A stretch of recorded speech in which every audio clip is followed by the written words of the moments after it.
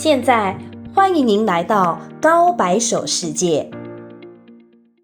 얼마 전 제주도의 길거리에서 한 중국 아이가 자신의 영역을 표시하는 황당한 일이 발생했었습니다. 물론 저는 과거 중국에서 간혹 본 장면이기는 한데 한국에서도 같은 일이 벌어질 줄은 몰랐습니다. 사실 어린아이가 사회성, 인내심 등이 결여된 행동을 하는 건 당연한 겁니다. 따라서 어른들이 잘 지도해 주어야 하는데 오히려 방관하고 있는 모습이 참으로 안타깝습니다. 이 사건은 중국에도 알려졌고 중국 인민들은 여러 가지 반응을 보였습니다. 먼저 중국인이 아니라면서 막무가내로 부정하는 사람들이 있었습니다. 아직도 시대에 뒤떨어진 생각을 하는 중국인들도 눈에 띄었습니다. 그 와중에 현실을 인정하는 인민들도 간혹 눈에 보이기는 합니다. 한국이 중국인에게 그런 행동을 하게 만든 거라는 책임 전가형 화법도 심심치 않게 보였습니다. 하지만 여전히 스스로의 부족함은 인정하지 않고 근거 없이 남을 비하하고 모략하는 그들의 본성 역시 어렵지 않게 확인할 수 있었습니다. 2023년 제주도를 방문한 한국인은 약 1260만 명, 외국인은 약 71만 명이었는데 그 중에서 58%인 41만 명이 중국인이었습니다. 그리고 올해 1월부터 4월까지 제주도 방문객은 한국인 약 380만 명, 외국인은 약 54만 명이었는데 그 중에서 79%인 42만 명이 중국인이었습니다. 제주도에 이렇게 많은 중국인이 몰리고 있다면 필연적으로 중국인이 운영하는 숙박업소, 음식점들이 이미 굉장히 많을 겁니다. 즉 한국 경제에는 큰 이로움이 없을 것이라는 뜻입니다. 저는 중국인이 매달 10만 명씩 제주도에 온다는 것도 놀랐지만 더 놀라운 건 한국인이 매달 무려 100만 명씩 연간 1200만 명 이상이 제주도로 여행을 간다는 것이었습니다. 일본이나 동남아를 가도 될 텐데 외국이라 불편해서 그런 걸까요? 그럼 저는 개인적으로 강원도를 추천하고 싶습니다. 최근 한 중국인이 중국 황제 옷을 입고 경복궁을 시찰하겠다고 하더니 이제는 중국 아이가 제주도에서 당당하게 자신의 영역 표시까지 하고 있습니다. 물론 인격적으로 훌륭한 중국인들도 굉장히 많겠지만 상황이 이쯤 되면 기본적인 교육도 제대로 못 받은 중국인 역시 적지 않은 것이 아닌가 하는 의구심이 들 수밖에 없는 상황입니다. 교육은 흔히 백년지 대계라는 말을 합니다. 그만큼 교육이 중요하다는 뜻이겠죠. 교육을 통해서 지식과 기술을 익히고 사회, 법, 관습, 규정 등을 배워 한 사람의 인간으로서 살아갈 수 있게 되기 때문입니다. 또한 인간의 문명이 지금처럼 찬란하게 빛날 수 있는 주요한 이유는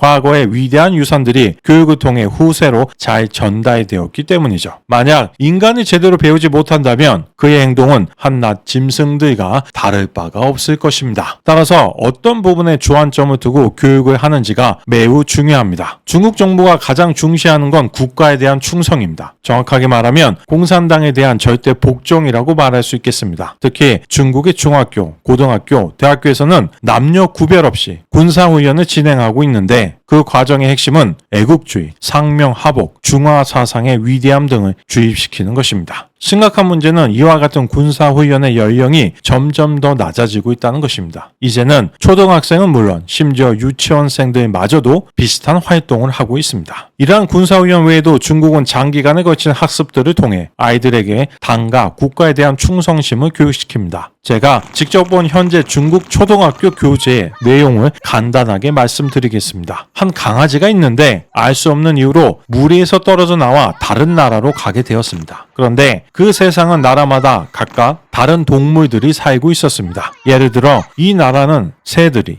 저 나라는 고양이들이, 그 나라는 호랑이들이 산다고 생각하시면 되겠습니다. 이 강아지의 문제는 동물들마다 언어가 달라서 제대로 의사소통을 할 수 없다는 것입니다. 저는 이 부분까지 읽었을 때 솔직히 앞으로 이런 결말이 기다릴 것이라고 예상했었습니다. 비록 다른 동물들과 의사소통에 있어 어려움을 겪지만 결국 노력을 통해서 상호 교류를 하고 친구들의 도움으로 고향으로 돌아갈 수 있게 되겠구나. 가족들과 친구의 소중함, 협력의 중요성, 이타심 등을 배우는 이야기구나. 여러분께 시간을 좀 드리겠습니다. 이 스토리의 결말이 무엇일지에 대해서 잠시 생각해 보시기 바랍니다.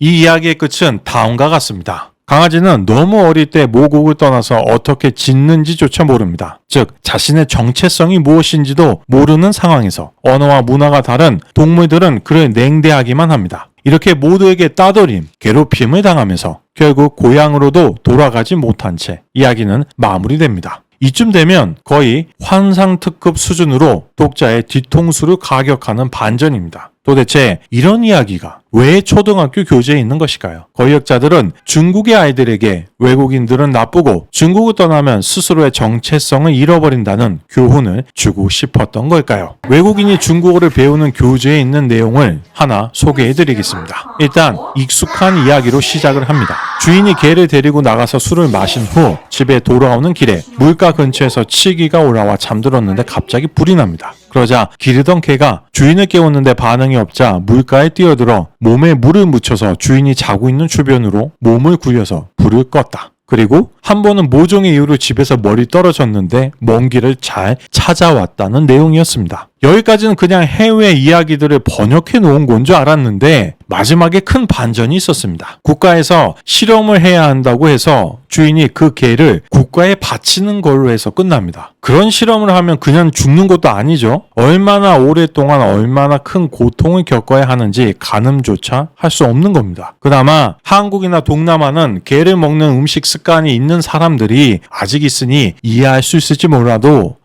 미국인들한테 그런 교재로 중국어를 가르치면 과연 미국 사람들이 중국인들은 국가에 대한 아름다운 애국심을 가지고 있구나 라고 생각을 할 수 있을까요? 중국인들이 읽는 동화책이나 어떤 소설에서 별 생각 없이 발췌해서 외국 인용 중국어 학습 교재에 넣은 것 같은데 아마 담당했던 중국인은 아무리 그렇게 정의든 반려견이라도 국가에서 원하면 혼납하는 게 당연하다고 생각하기 때문에 넣었던 거겠죠. 마지막으로 중국 교육에 대해서 이야기해야 하는 건 바로 영어 교육의 축소입니다. 2021년 중국은 슈앙지엔이라는 정책을 발표합니다. 중국 학생들의 사교육비 절감과 과중한 숙제를 줄여주겠다는 정책입니다. 이런 정책을 환영하지 않을 사람은 거의 없을 것입니다. 아이들의 숙제가 줄어들면 다른 활동을 더 할 수도 있고 사교육비가 절감되면 가정 경제에 있어서도 좋은 일이니까요. 2021년 7월 24일 중공중앙판공청, 국무원 판공청은 의무교육 단계의 학생들의 숙제 부담과 사교육비를 더 줄이기 위한 의견을 발표합니다. 지하철, 버스 정류장 등의 모든 광고판 및 광고란에 사교육 광고를 게시하는 것을 단호히 금지합니다. 문제는 학생들의 사교육비에서 가장 많은 부분을 차지했던 게 영어 교육이었다는 것입니다. 즉, 중국 정부가 실행한 이 정책의 본 목적은 바로 영어 교육 기회의 제한이었습니다. 중국 교육부는 의무교육과정 기준 2022년판을 발표했습니다. 신과정 표준은 2022년 가을 학기부터 정식으로 시행합니다. 신과정 표준에 따르면 영어 수업 시간 비율은 6에서 8%로 도덕 법치와 동일하게 모든 과목 중 세 번째로 적습니다. 올해 야오닝성 고입시험 영어 점수는 120점이었으나 조정 후 100점으로 20점이나 적어져 많은 수험생들에게 자신감을 주고 있으며 다른 지역에서도 연이어 고입 및 대입시험에서 영어 비중을 낮추는 것이 불가능한 것은 아닙니다. 우리는 외국어 과목을 완전히 취소할 수는 없지만 최소한 영어의 중요성을 줄여 보조 과목으로 만들 수는 있습니다. 학부모 입장에서 영어가 보조 과목이 되면 많은 장점이 있습니다. 학생들은 다른 과목에 더 많은 에너지를 쏟을 수 있습니다. 학생들이 영어 과외에 돈을 쓸 필요가 없게 되어 가정의 교육비 투자를 절약합니다. 도시와 농촌의 교육 격차를 축소하는 데 도움이 됩니다. 현재 많은 농촌 학교의 영어 교육은 도시 학교와 비교할 수 없을 정도로 뒤처지고 있습니다. 현재 학생들의 부담은 매우 큰데 부담을 줄일 수 있습니다.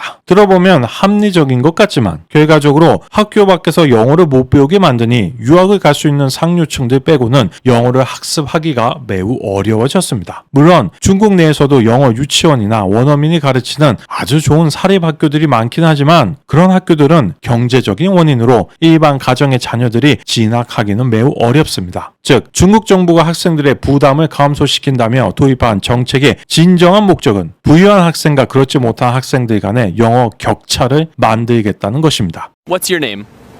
I am Eric. How old are you, Eric? I am 4 years What are old. some differences between like Beijing and Shanghai? I think Beijing is more traditional because Beijing is the capital of China. Beijing has many beautiful places such as the Forbidden City, the Drum Tower. Shanghai is a modern city, and Shanghai has many skyscrapers, such as the Shanghai Center and the Shanghai Tower. Yeah, that's true. What do you like more than English? Chinese. Oh, okay, nice. How long have you been learning English? I have been learning English for 2 years. Only 2 years?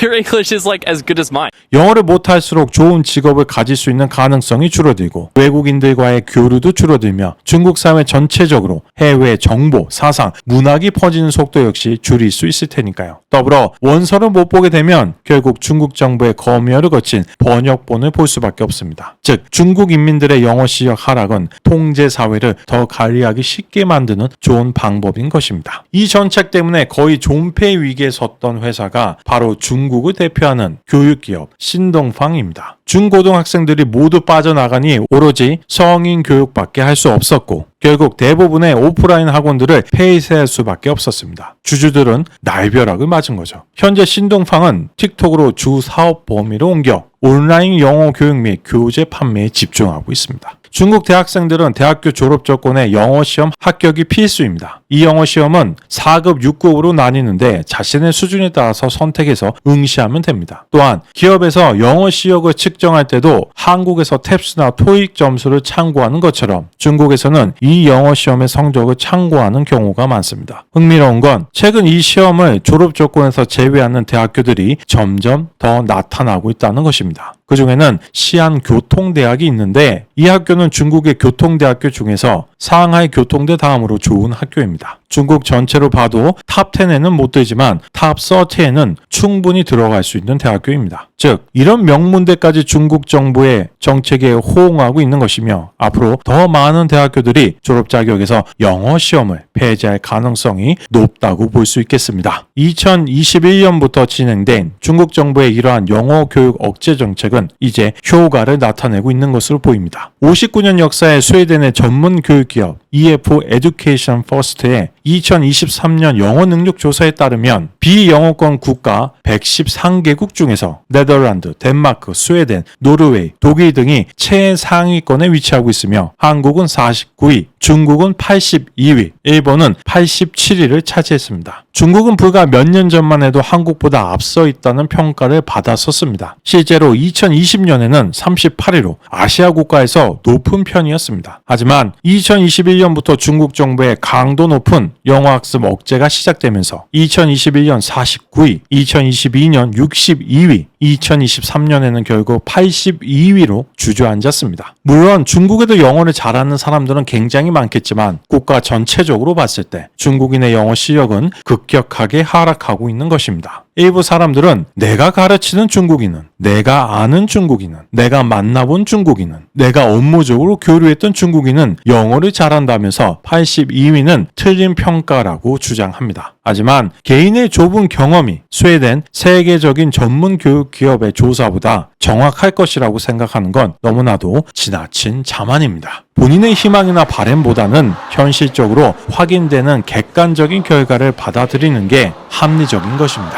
최신 통계에 따르면 세계에서 가장 많은 수감자가 있는 나라는 바로 미국입니다. 무려 200만 명 이상으로 미국 전체 인구의 약 0.6%가 교도소에 갇혀 있습니다. 두 번째는 중국입니다. 무려 165만 명이 수감되어 있으며 이는 중국 전체 인구의 약 0.12% 정도입니다. 한국은 약 5만 명으로 전체 인구의 0.1%가 사회화 격리되어 있습니다. 인구 10만 명당 수감자 수를 비교해보면 미국 716명, 중국 121명, 한국은 99명입니다. 다만 중국의 165만 명은 미결구금이나 행정구금에 해당하는 사람을 포함한 수치가 아닙니다. 한국의 축구선수 손준호도 중국에서 아무런 재판 없이 10개월이나 구금되어 있었을 정도로 중국은 특별한 혐의점이 없어도 공안이 오랫동안 인신구속을 할 수 있습니다. 즉 중국의 수감자는 165만 명 이상이라는 뜻입니다. 더불어 중국 위구르 자치구의 직업훈련센터라고 주장하는 장소에는 약 100에서 150만 명의 무슬림들이 수용되어 있는 것으로 알려져 있습니다. 그렇다면 중국의 실제 수감자 수는 약 300만 명, 전체 인구의 0.2%, 10만 명당 200명이 넘는 사람들이 갇혀 있다고 볼 수 있겠습니다. 한국과 비교하면 무려 295만 명이나 많고 비율로도 2배가 넘는 엄청난 수치입니다. 물론 수감자가 많다고 해서 무조건 그 나라 사람들의 인성이 유독 나쁜 것은 아닐 것입니다. 국가마다 법 체계가 다르고 처벌하는 방식에서도 차이가 있을 수 있기 때문입니다. 단순히 숫자로만 비교하면 미국이 세계에서 가장 범죄자도 많고 나쁜 국가여야 하는데 알다시피 미국은 세계 최선진국이자 가장 이민을 가고 싶은 국가 중 독보적인 1위입니다. 다만 우리가 미국의 특수성을 고려해야 하는 부분은 흑인 인구가 4천만 명에 이르는 등 다민족 국가이기 때문에 같은 민족끼리 공유할 수 있는 문화적 공통점이 적어 더 많은 충돌이 일어날 수밖에 없다는 것입니다. 예를 들어 한국에서 살고 있는 베트남, 중동 등 다른 국가 출신의 사람들하고의 관계는 한국 사람들끼리보다는 이해하기 어려운 게 많을 수밖에 없고 또한 같은 민족이 아니기 때문에 참고 넘어가 주는 부분 역시 넓지 못할 가능성이 큽니다. 그렇다면 중국도 56개의 민족으로 이루어졌기 때문에 다민족 국가라고 봐야 할까요? 그렇지 않습니다. 중국은 한족이 전체 인구의 거의 90%를 차지하며 국가 권력은 100% 독점하고 있기 때문입니다. 또한 모든 소수 민족들은 어렸을 때부터 한족의 문화를 배우기를 강요받기에 단일민족 국가라고 봐도 무방할 정도입니다. 따라서 한국의 2배에 이르는 중국의 수감 비율은 매우 높다고 볼 수 있겠습니다. 혹시 중국 사회 전체적으로 퍼져 있는 남을 속이는 문화가 중국인의 범죄율을 높이는 원인이 되는 것은 아닐까요? 왜 중국에서는 정직함이 미덕이 될 수 없는 것일까요? 원인은 바로 중국 정부부터 인민들을 속이는 일이 빈번하기 때문입니다. 중국이 인민들을 속이는 가장 큰 거짓말, 사기라고 볼 수 있는 건 바로 대학 입시입니다. 보통 고등학교 초생 전국 통일고시, 줄여서 까오카오라고 부릅니다. 물론 입시 제도와 관련된 문제가 없는 나라는 없습니다. 제가 생각하는 한국 입시의 가장 큰 문제는 두 가지가 있습니다. 첫째, 높은 수시 비율입니다. 아무래도 돈이 많은 가정의 아이가 유리할 수밖에 없습니다. 둘째, 여자 대학교의 존재입니다. 물론 다른 여러 나라에도 여대는 존재합니다. 하지만 한국처럼 수도에 여러 학교가 몰려있는 경우는 흔치 않습니다. 더불어 한국 여대의 로스쿨, 의학대학원은 남자들은 갈 수 없기 때문에 여자들은 남자들보다 낮은 경쟁을 통해 전문직이 될 수 있는 기회를 부여받고 있습니다. 다만 이는 중국과 비교하면 매우 약소한 문제일 것입니다. 중국 수능의 가장 큰 문제는 먼저 시험 방식이 3과목 플러스 종합, 3과목 플러스 3과목, 3과목 플러스 1과목 플러스 2과목으로 3가지나 된다는 것입니다. 그래서 지역마다 시험 기간도 각각 2일, 3일, 4일로 다릅니다. 예를 들어 3과목 플러스 1과목 플러스 2과목은 3가지의 필수 과목인 국어, 수학, 외국어, 그리고 물리와 역사 중에서 1과목을 선택하고 사상, 정치, 화학, 지리, 생물학에서 2과목을 선택해서 3일 동안 시험을 봅니다. 국영수에 물리, 화학, 생물학을 선택한 학생은 세계사는커녕 중국 역사도 잘 모르게 될 확률이 큽니다. 3 플러스 3에는 베이징, 티엔진, 저지앙, 샹하이가 모여 있습니다. 시험도 4일 동안 진행됩니다. 지역별로 다른 문제로 시험을 치르는 중국의 입시제도는 학생들이 공평한 평가 기준으로 실력을 검증받을 수 없다는 것을 뜻합니다. 굳이 왜 이렇게 번거롭게 하는 걸까요? 한국은 신입생을 선발할 때 지역별 제한을 두지는 않습니다. 예를 들어 서울대에서 서울 학생 반드시 몇 %, 경기도 학생 몇 %로 합격자 수를 정해놓고 뽑지는 않죠. 하지만 중국은 대학마다 철저하게 지역별 안배를 하고 있는데 지역별 고3 학생들의 숫자 차이를 전혀 고려하지 않는다는 것입니다. 2023년 중국 최고의 대학 베이징 칭화대 합격자를 보면 베이징의 수험생이 550명으로 가장 많았습니다. 전체 수험생 수가 5만 명이었으니 베이징 안에서 상위 1.1%만 되면 입학할 수 있는 것입니다. 2022년도에도 베이징 칭화대에 합격한 베이징의 학생 수는 550명으로 동일했습니다. 즉 중국은 대학마다 정확하게 합격자 수를 지역별로 정해서 합격시키고 있는 것입니다. 하지만 허나는 무려 131만 명의 수험생 중에서 겨우 400명, 상위 0.03%가 되어야 베이징 칭화대학에 입학할 수 있었습니다. 이 상황을 한국이라고 가정해서 예를 들어 보면 강남구의 고3이 약 5천 명이고 경기도에는 13만 명인데 서울대에서 강남구 학생은 강남구 안에서 상위 1.1%만 되어도 합격시키고 경기도 학생은 상위 0.03%에 들어야만 합격을 시키는 것입니다. 경기도 학생들은 억울하겠지만 시험 문제가 다르기 때문에 점수로 비교할 수도 없습니다. 경기도 학생들 입장에서는 분명히 서울대에 합격한 강남 학생들의 실력이 나보다 못한 것 같은데 강남에 산다는 이유만으로 서울대에 합격하니 얼마나 분하겠습니까? 하지만 교육부하고 서울대는 강남구에 문제가 문제가 더 어려워서 더 많이 뽑는 것이라는 말을 하겠죠. 즉, 중국은 학생들의 노력이 아니라 부모의 부에 의해 대회 결과가 결정되는 것입니다. 명확하게 베이징과 샹하이를 우대하는 정책인 것이죠. 다른 국가였다면 국민들의 큰 항의 시위가 일어나지 않았을까요? 하지만 중국 인민들은 오늘도 역시 조용합니다. 흥미로운 건 베이징하고 같은 3+3 제도를 운영하고 있는 산동하고 하이난입니다. 동일한 제도이니 베이징이나 상하이하고 점수를 비교할 수 있지 않을까요? 그렇지 않습니다. 같은 3+3 제도라도 베이징, 티엔진, 저지앙, 샹하이는 각각 독립적으로 문제를 출제하기 때문입니다. 가장 큰 혜택을 받는 건 공부를 아예 못하는데 집이 베이징인 학생들입니다. 중국은 베이징에 집만 사면 명문대에 들어가는 게 어렵지 않으니까요. 즉, 현재 중국 권력가와 부자들의 생각은 나는 베이징에 살면서 큰 혜택을 보긴 하지만 그렇다고 모두가 다 베이징에 살 필요는 없다는 것입니다. 미국의 기부금 입학도 많은 논란이 되고 있고 한국의 수시, 여대도 큰 문제이지만 중국은 돈이 있는 사람들의 자녀들이 더 쉽게 명문대에 들어갈 수 있는 더 편한 시스템을 설계한 것입니다. 이게 바로 공산주의식 평등입니다. 모든 동물들은 평등하지만 어떤 동물들은 다른 동물들보다 더욱 평등합니다. 만약 여러분이 베이징 칭화대 학생을 만나면 고향이 어디인지 한번 물어보시기 바랍니다. 혹시 허베이, 허난, 광동 등 인구가 많은 지역의 출신이라면 높은 확률로 천재의 가능성이 있습니다.